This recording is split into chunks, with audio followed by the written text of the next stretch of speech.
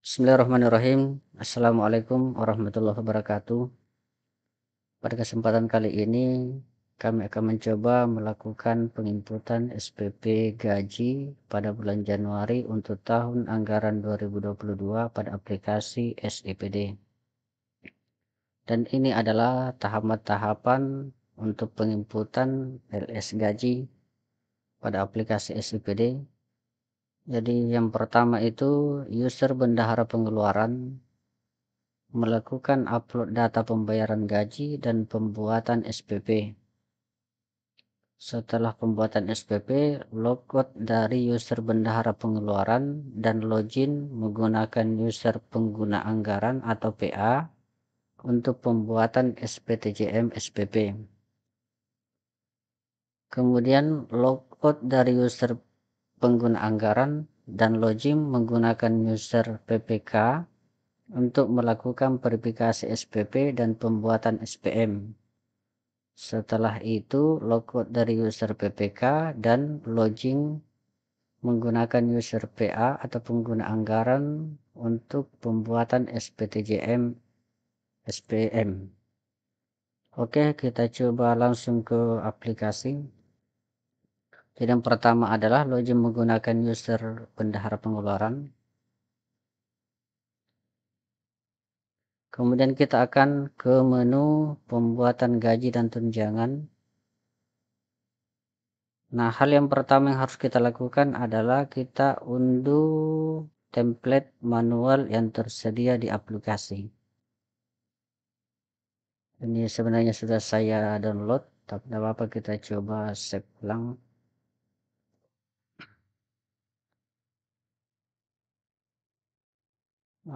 Jadi data yang perlu kita siapkan itu adalah template gaji yang sudah kita bikin. Ini adalah template dari amprah yang kita bikin. Kemudian ini tidak saya sarankan untuk data ini diupload.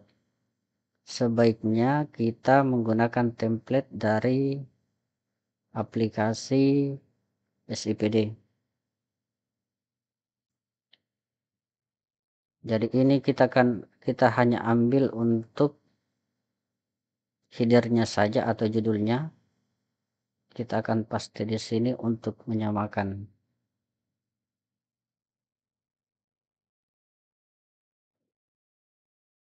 Contoh template kita hapus isinya. Kemudian ini kita samakan. Nama pegawai, oke, NIP, NIK, tanggal lahir, alamat, tunjangan jabatan, salon golongan, P3K, PNS, nama jabatan, status, dan seterusnya. Kita pastikan sama dengan template yang disediakan oleh aplikasi.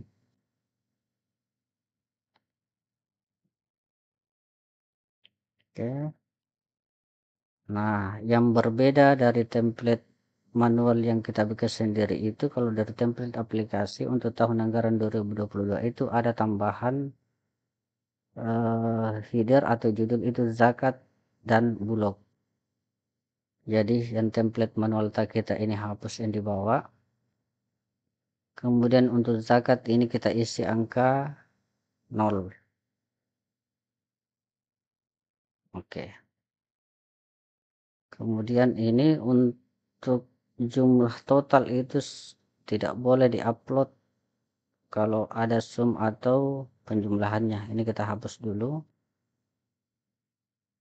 Dan yang terakhir kita blok total atau all semua sheet. Kemudian ini kita harus pilih general datanya. Kita save dulu. Oke, setelah itu kita akan coba upload atau unggah ke dalam aplikasi. Pilih bulan Januari, tahun anggaran 2022, gaji induk, dan klik untuk upload. Ini data yang akan kita upload. Kemudian upload. Oke.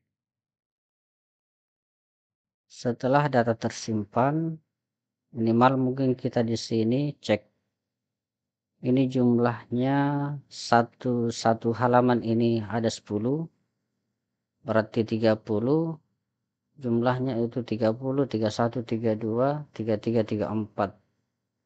Kita coba cek di sini. Minimal ini dulu untuk mengantisipasi kesalahan. Jangan sampai ada tidak masuk. Jumlahnya ini cocok. 35 dikurang 1 header berarti cocok 34. Oke, minimal itu dulu. Kemudian untuk melihat juga bisa kita unduh PDF-nya. Ini kita cross check. Kalau misalnya mau di cross check satu-satu boleh, tapi di sini saya hanya mengecek untuk nilai totalnya, jumlah kotor. Kita samakan dengan data yang kita upload tadi.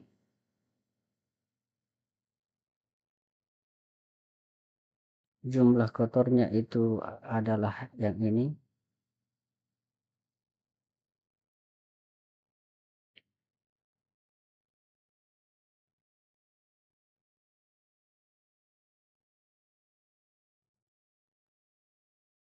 Oke, dan ini adalah jumlah yang ditransfer 147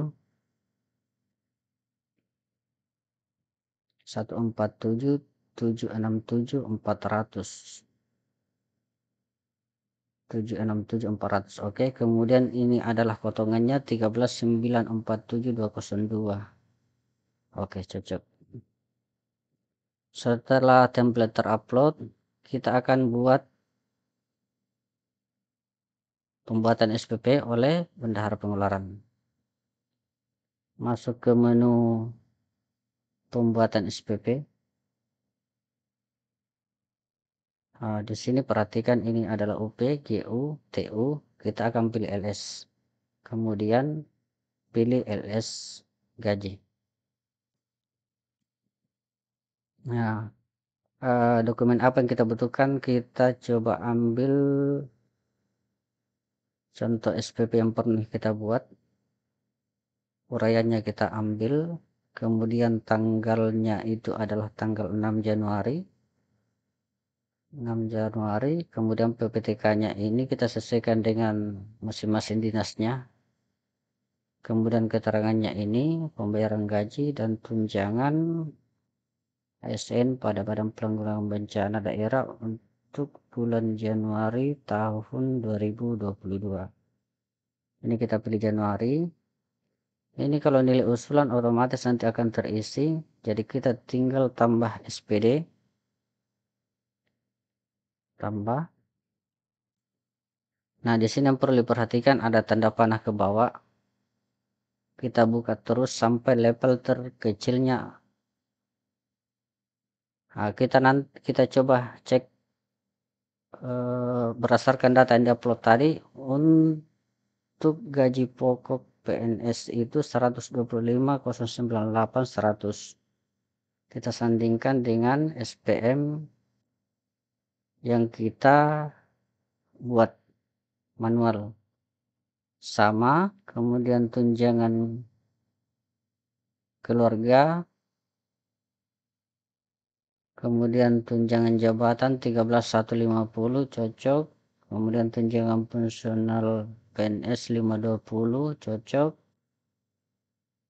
tunjangan fungsional umum 3.505.000 cocok, tunjangan beras cocok, kemudian PPH cocok, PPH 322401, pembulatan,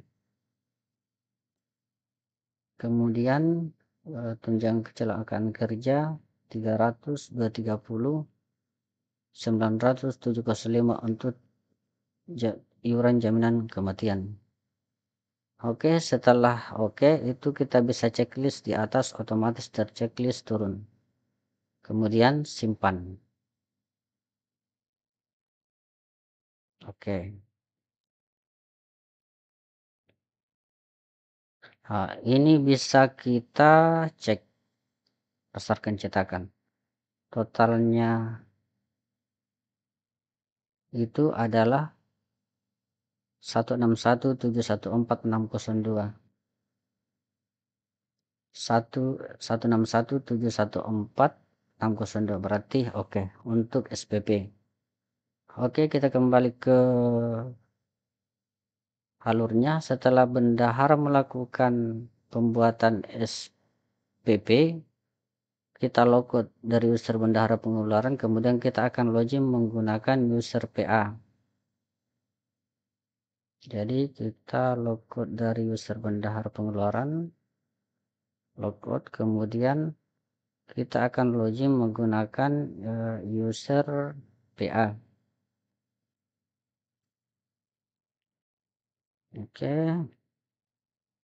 langkah selanjutnya itu melakukan pembuatan SPTJM oleh user PA. Menunya tetap masuk di penatausahaan pengeluaran, kemudian pembuatan SPTJM SPP.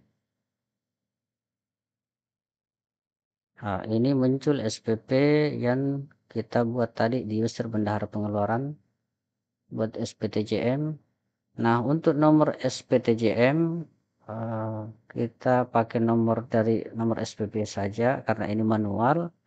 Kemudian di sini kita tambahkan SPTJM garis datar SPP garing LS. Tanggalnya disamakan dengan tanggal SPP 6 Januari tadi. Oke, kemudian simpan. Oke, berhasil. Untuk melihat hasilnya ada di hasil. Nah, selanjutnya kita logout lagi dari user PA, kemudian akan login menggunakan user PPK.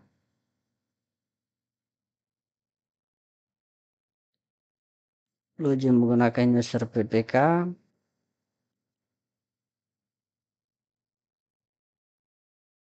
Di PPK itu pertama kita akan melakukan verifikasi SPP.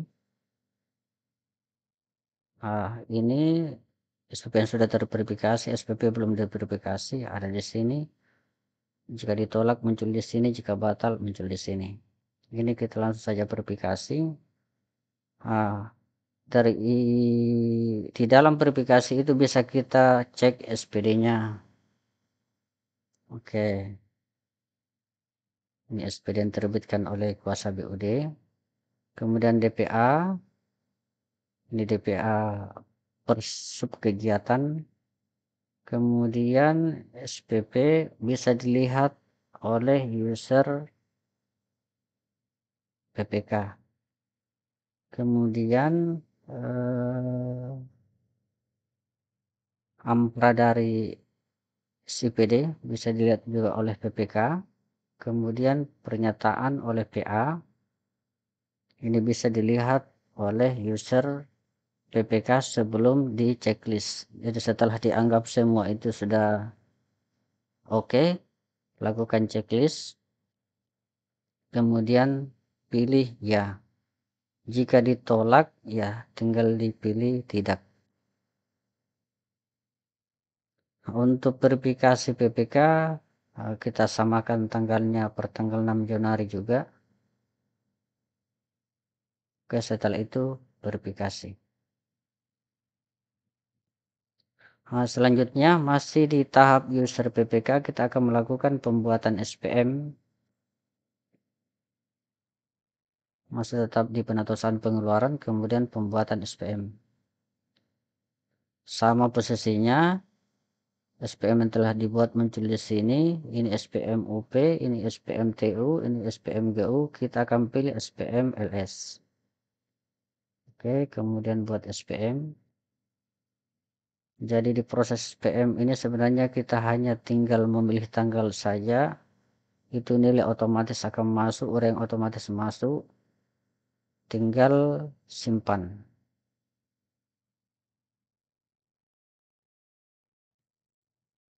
Oke, setelah tersimpan kita cek dulu. Kenapa perlu dicek di sini? Karena di SPM itu ada potongan-potongan, kita akan samakan dengan SPM yang manual yang telah kita bikin sebelumnya.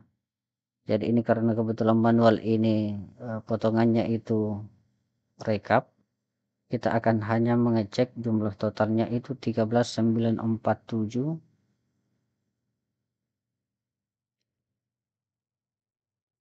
13.947 berarti untuk SPM oke, benar. Oke, setelah itu kita akan logout lagi dari user PPK, kemudian kita akan login menggunakan user PA untuk pembuatan SPTJM SPM.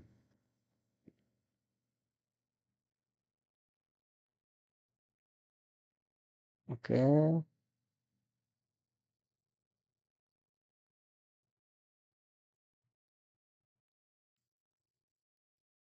tetap masuk di penutusan pengeluaran, kemudian pilih pembuatan SPTJM SPM.